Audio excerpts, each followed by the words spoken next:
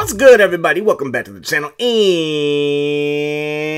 today we are back with some more NCAA, but we got some NCAA 14. It's not revamped, but we have decided to just blow up college football altogether, man. Now we're using the default roster from when this game came out, so I'm gonna show you guys that roster just to give you a refresher of who was in this game way back when this game was hotter than hot grease on a Sunday afternoon right before grandma got done cooking Sunday dinner. All right, so it is going to be a revamp, not a revamp. It's not revamped, but it's a brand new because we have blown up a conference. There's 4 major conferences that are super conferences, so I think it kind of gives us like a semi-college football playoff.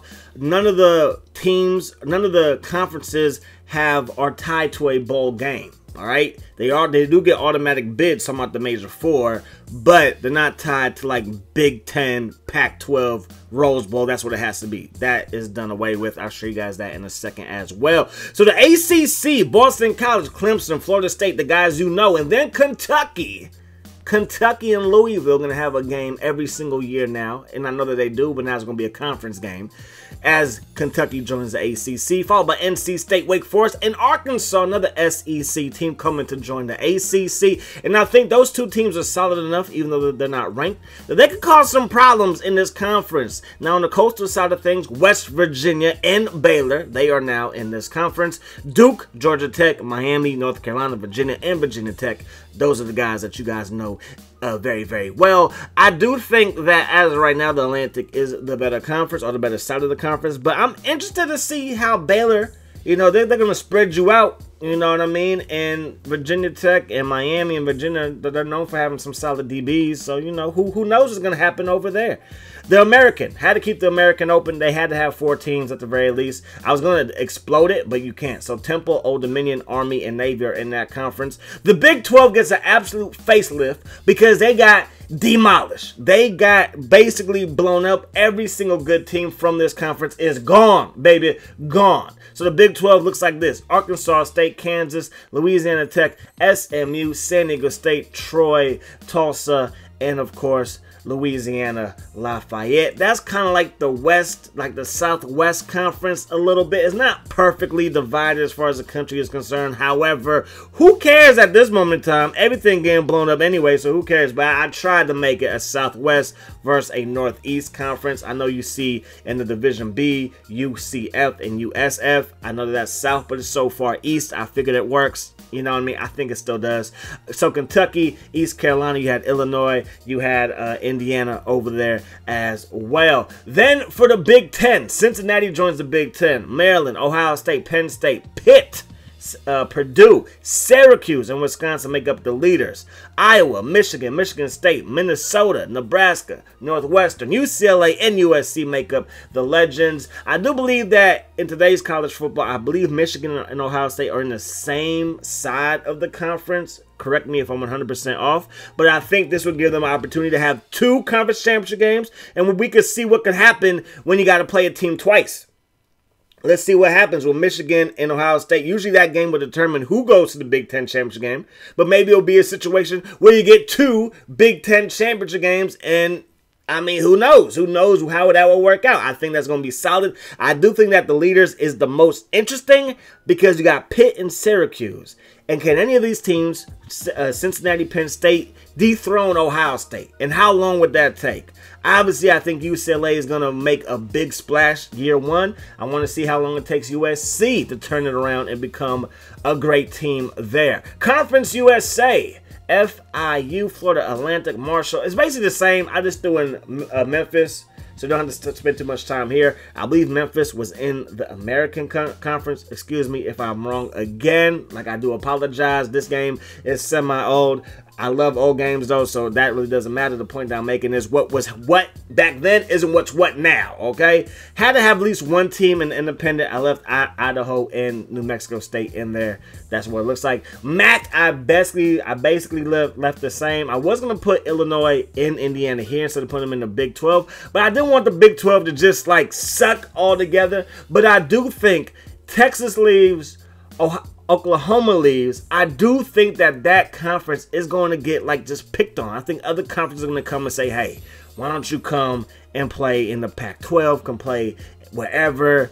I do think that there's a possibility. Maybe not right now, next year, so on and so forth, but I do think after 2025, after Texas and Oklahoma leave, I do think that's a possibility. And it could happen. They could sign deals right before 2020. Who knows, man? Pac-12, it gets interesting. BYU is in the north. I'm going to switch Houston. I'm going to do that right now. Houston going to go over to the south. Boise State, get your butt up over to the north. So you got BYU, California, Boise State, Oregon State, Stanford, Washington, and Washington State. And then in the south, you got Arizona State, Houston, Colorado, Missouri, TCU, Texas Tech, and then Utah. TCU looks to be the favorite out of the south, obviously, but I think Missouri, they're built for SEC play. Could they just absolutely bully ball their way to the conference championship game? I think so. It's going to give Arizona State a chance to maybe, relax, not have to play against USC and UCLA, but they got some dogs over there. And Texas Tech and Houston, can they just light it up? I think they can. This is going to give a chance for BYU and Boise State to be in a top conference. I think BYU doesn't. I believe they're independent. BYU doesn't mind being independent. I think they're still independent as we speak right now. Again, correct me if I'm wrong. But Boise State, you get a chance to play in a top-tier conference, and this should actually give what the college playoff was designed to do, give a school like this an actual chance, and it's going to happen. And thanks to Notre Dame giving Cincinnati an actual chance to beat the brakes out of them, they got a chance to go to the college football playoff. They got the brakes beat off of them by Alabama, and everybody saw that coming. And then the SEC is still a power. Still a power. Obviously, Oklahoma and Texas, they're going to leave. I put Texas on the west side because Texas A&M, Texas rivalry, that has to be renewed, and they have to play every single season. They have to, okay? It's just right. Alabama's also over there. LSU's also over there. We put Notre Dame in there as well. Notre Dame, we put them up over there. Florida, Georgia, Kansas State, Oklahoma State, South Carolina, Tennessee, Vanderbilt on the east side.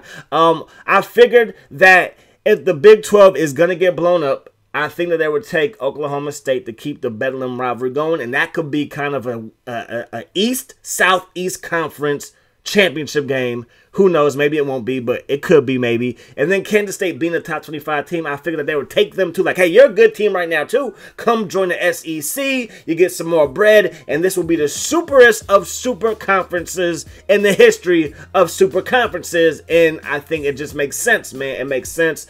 And Notre Dame, we see what's happening with them and their coach leaving, the gold coach at LSU. Yes, they're struggling in real life right now. They barely beat Cal for the first win of the season. But I think them joining the SEC, it makes sense. It does. It's a top-tier brand. Notre Dame is. Not going to call it a football program or school. It's just a brand. It is. And they've had games versus LSU in the regular season before. They played in the championship game versus Alabama. Texas is there. I just think it makes sense. And SEC football is still top. It's still the Kings. It's still the El Capitans with this conference layout. So I do think it's going to be dope. You still get a chance to see Alabama versus Florida or Georgia in the conference championship game. Auburn, you have your work cut out for you because now you're dealing with Notre Dame as well in Texas in that conference or that side of the conference. Sunbelt got kind of depleted as well, but hey, that's just how the cookie crumbles. I apologize. Let's move on, man. So the tie-ins, they look like this. You get an automatic qualifier if you win the ACC, Big Ten, Pac-12, SEC. So 4 teams, 4 conference winners going to play probably the other 4 conference winners, yada, yada, yada. And any bowl game, really doesn't matter. And then any other team that's having a great year, you deserve to play a top-tier team as well. You know what I'm saying? So that's just what it is. We're not going to get tied into Big Ten versus Pac-12. Has to be in the Rose Bowl. Usually ACC, SEC in the Sugar Bowl. Like, that doesn't matter anymore either.